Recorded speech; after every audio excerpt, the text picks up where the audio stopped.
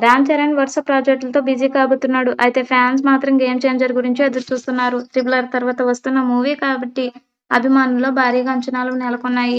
Director Shankar project కావడంతో ఆతృతగా ఎదురుచూస్తున్నారు. ఇన్నాళ్లు మూవీ నుంచి ఎలాంటి అప్డేట్స్ లేవని ఎంతో బాధపడ్డారు.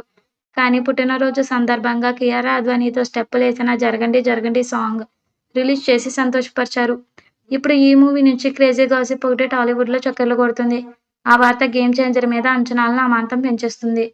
'త్రిబుల్ ఆర్' మూవీతో రామ్ చరణ్ గ్లోబల్ స్టార్గా మారిన విషయం తెలిసిందే. ఇక నుంచి చెర్రీ నుంచి ఏ ప్రాజెక్ట్ అయినా మినిమం పాన్ ఇండియా లెవెల్లో ఉండాలని ఆడియన్స్ కూడా కోరుకుంటున్నారు. ఆ అంచనాలకు తగ్గట్లుగానే రామ్ చరణ్ తన తర్వాతి ప్రాజెక్ట్ను శంకర్తో స్టార్ట్ చేశాడు. అయితే మూవీ పట్టాలెక్కాక ఏళ్లు గడిచినా అప్డేట్స్ ఇవ్వకుండా కాస్త ఇబ్బంది పెట్టారు హామీ ఇస్తున్నారు. ఇటీవలే రిలీజ్ చేసిన 'జరగండి' సాంగ్కి ప్రేక్షకుల నుంచి మంచి రెస్పాన్స్ అయితే వచ్చింది. డైరెక్టర్ శంకర్ సినిమా అంటే అందులో మినిమం కొన్ని విషయాలు తప్పకుండా ఉంటాయి.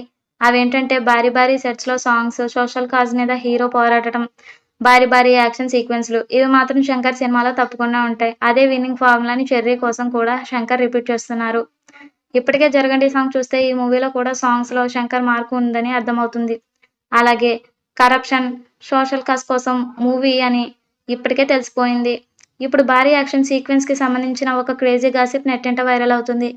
గేమ్ చేంజర్ క్లైమాక్స్ కోసం శంకర్ గట్టిగానే ప్లాన్ చేశారంట. ఏకంగా 1000 మందితో క్లైమాక్స్ ఫైట్ ప్లాన్ చేసినట్లుగా చెప్తున్నారు. ఇప్పటికే 'త్రిబుల్ ఆర్' సినిమాతో రామ్ చరణ్ అంతమందితో పోరాడటం జక్కన్న దాన్ని ఎంతో అద్భుతంగా తెరకెక్కించాడు. ఇప్పుడు శంకర్ అంతకు మించిన విధ్వంసం చేయడానికి రెడీ అయిపోయాడు అంటున్నారు. స్క్రీన్ మీద గేమ్ చేంజర్ సినిమా క్లైమాక్స్ మొత్తం సినిమాకే హైలైట్గా నిలుస్తుందని చెప్తున్నారు. ఈ వార్త విన్న తర్వాత చెర్రీ ఫ్యాన్స్ సంబరాలు చేసుకుంటున్నారు. ఆలస్యం చేసినా ఇలాంటి అద్భుతాల్లో ప్రేక్షకుల ముందుకు రావాలి అంటూ కామెంట్స్ చేస్తున్నారు.